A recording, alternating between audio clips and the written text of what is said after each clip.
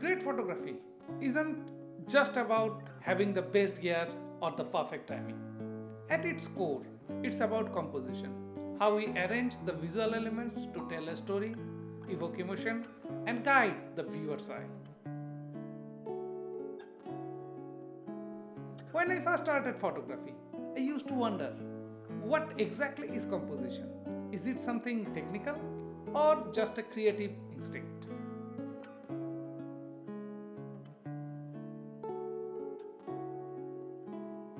In this video, I will share what composition is and how you can compose better in your next wildlife photography trip.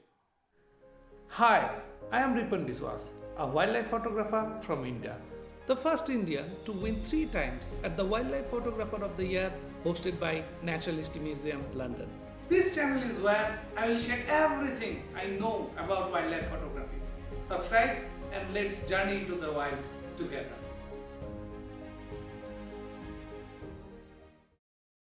Take a close look at the 2 plates of the noodles. If you were offered both, which one would you choose? In my experience, most of the people tend to choose the second one. But why?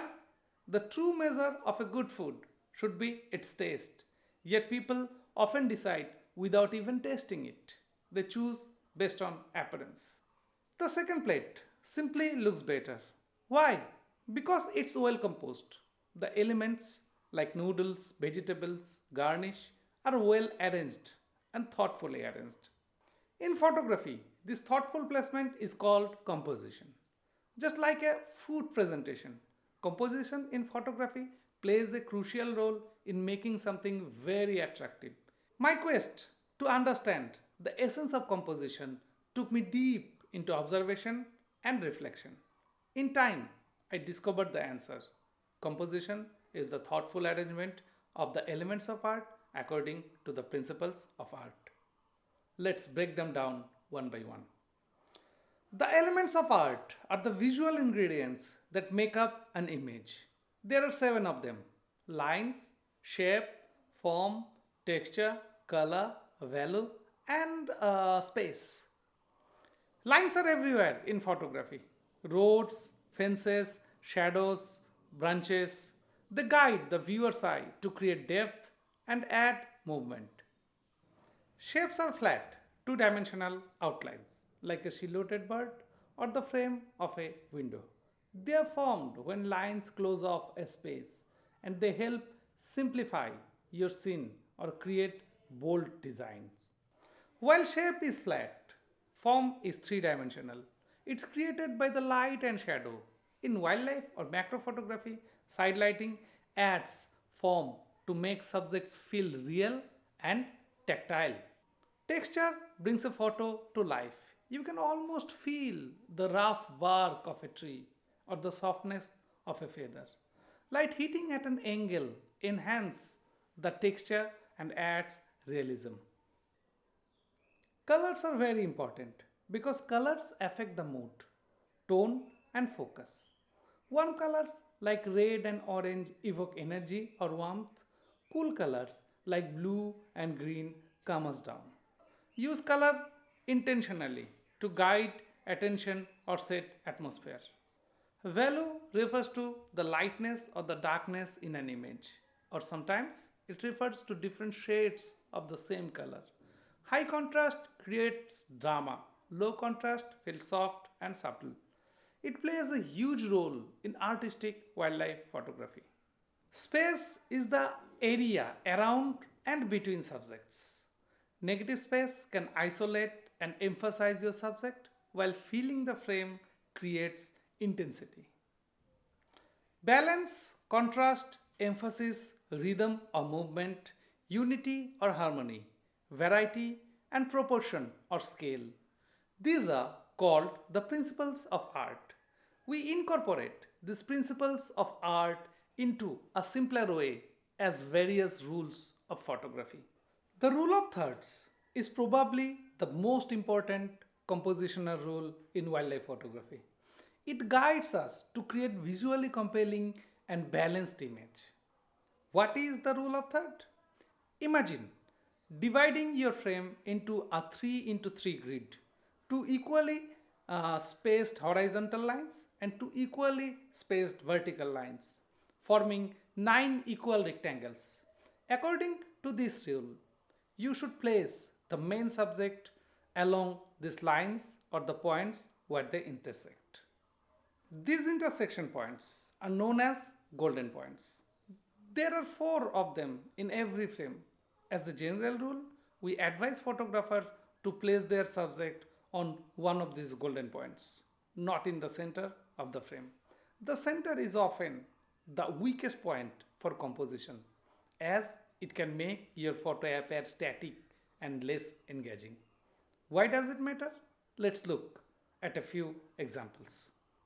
In this photo, notice how the bird is placed on the lower left golden point. This placement draws the viewer's eye naturally and creates more dynamic composition. Had the bird been centered, the visual impact would have been much weaker. In the snake photo, the flickering tongue and the soft bouquet in the background created a magical atmosphere. The subject placement off center adds drama. If the snake had been placed in the middle, it would have lost much of that magic. These examples show how powerful the rule of thirds can be when applied correctly. However, there are times when it's perfectly fine, even necessary, to break this rule of thirds. Take a look at the frog portrait. This is a beautiful image of a galaxy frog photographed in South India. In this case, I deliberately placed the frog in the center of the frame. Why? Because the frog's face is perfectly symmetrical. When your subject is symmetrical, a centered composition enhances the symmetry and adds balance. If you split the image in half vertically, you will notice both sides mirror each other closely. This symmetry justifies placing the subject in the middle. Another powerful compositional tool in photography is the use of space, specifically how we position our subject in relation to the direction they are facing or moving. This is known as the rule of space. When your subject is either moving or looking in a particular direction, it's important to leave more space in front of the subject, in the direction of the gaze or motion. This area is called active space. The area behind the subject, the direction they are not looking or moving towards, is called dead space, and it should be kept minimal. Why does it matter? This rule helps create a sense of natural movement and balance. It also guides the viewer's eye and gives the subject room to breathe or move into within the frame. Without enough active space, your photo can feel cramped or awkward. Leading lines are also very important in wildlife photography. These lines can be horizontal, vertical, or diagonal. They might be straight or they can even be curved. But their main purpose is simple. They lead the viewer's eye to the most important part of the photo, the main subject. Take a look at this photo of the ants.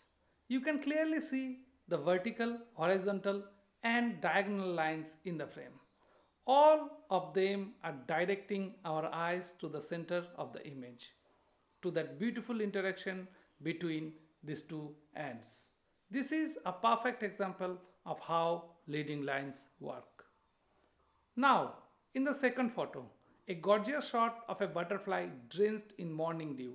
There are multiple leading lines, the strands of grass, and even the fine strings of the spider web all point inward.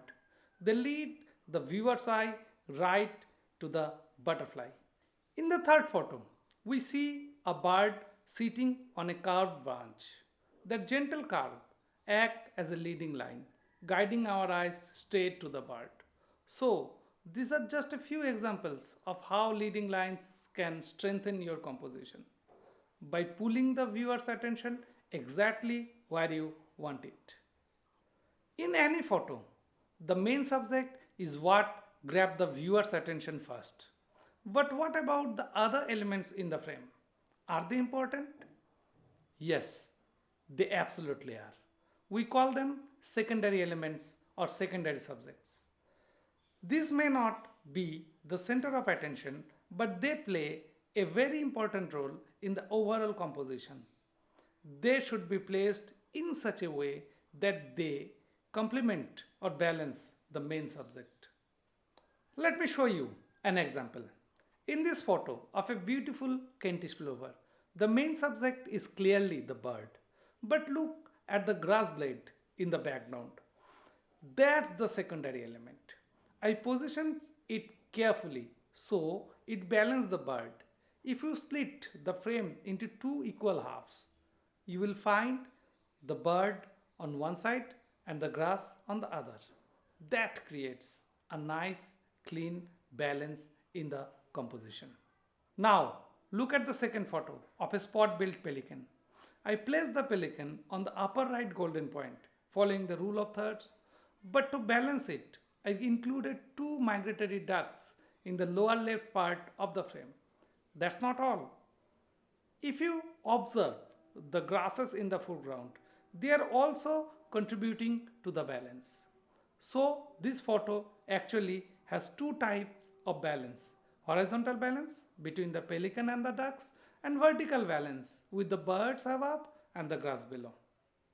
Together, everything in this frame, the main subject, the secondary subjects, even the grasses, work in harmony.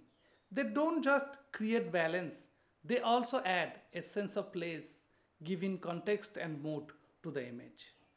So remember, in wildlife photography, balance is just as important as the subject itself. Let's talk about something that really helps in wildlife photography: patterns and textures. They may not always be the main subject, but they make your photos much more interesting and beautiful. Patterns are things that repeat, like the spots on a leopard, the stripes of a tiger, or the scales on a snake. Even the feathers of a bird or the ripples in the water can create pattern. When we see these repeating shapes or lines in a photo, our eyes are naturally drawn to them. They make the image more pleasing to look at. And sometimes, if one part of the pattern is different, like one animal looking in a different way, it becomes the focus and makes the photo even more powerful. What is texture? Texture is how something feels, like rough, smooth, soft, or hard. Of course, we can't touch the photo, but with good light and sharp focus, we can see the texture. Think of the rough skin of an elephant, the soft fur of a cub, or the wet, shiny skin of a frog. Texture gives life to your subject. It makes the photo feel real. So, why they are important? Patterns and textures help to make your photo look better, show the details of the animal or the scene, and sometimes tell a deeper story without using words. So, when you are taking photos in the nature, don't just focus on the animal's face. Look around. Look for repeating patterns. Look for the surface of the skin, the feathers, the surroundings. These small things can make a big difference in your photo. Contrast is the difference between the light and the dark areas in a photo. In wildlife photography, it's a powerful tool because it makes your subject stand out and add depth to your image. Take a look at this photo of a hoopie taking a dust bath in the evening. I positioned myself so that there was a dark patch on the ground just behind the bird. The dark background makes the bright, vibrant hood of the hoopie really pop. The contrast between the light colored head of the bird and the dark background creates a striking effect, making the bird more appealing and the photo much more dynamic.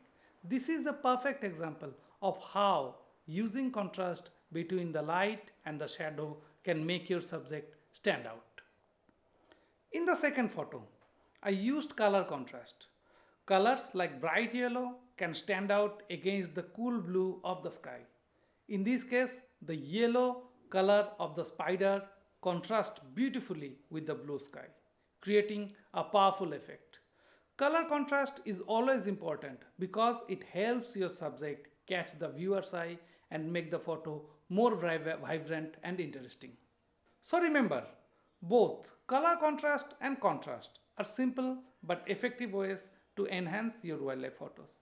A lot of bird photographers think that the green makes for a pleasant and beautiful background. And they are right. Green backgrounds can look really nice. But there is a mistake many make when photographing green birds against the green background. They put the green bird in the foreground with a green background. Now, there's no contrast between the bird and the background, and the photo ends up looking dull. So, if you find a green bird, try to position yourself in a way that the background is dark or different in color. This creates more contrast and make the bird stand out, making your photo much better. It's all about finding the right balance, contrast between the bird and the background to make the subject pop. One of the most important things to remember is simplicity. Don't try to include too many elements in a photo. Keep it simple with one main subject and maybe one or two additional subjects or balancing elements. The more things you add to your photo, the more confusing it becomes for the viewer. Simplicity helps the viewer focus on what really matters. It's not about adding more to your photo, it's about excluding distraction. The less clutter, the better. A simple, clean composition is always stronger. So, in today's episode, we have learned the elements of art and the principles of art and how we can use them to make our composition better in wildlife photography. Photography is an art, and understanding these elements and principles gives you a powerful creative edge. Try this. Pick any three principles we covered today and challenge yourself to shoot a photo using them. Share your results with us, tag your work, and keep composing with intentions. Don't forget to like, subscribe, and let us know your favorite principle in the comments.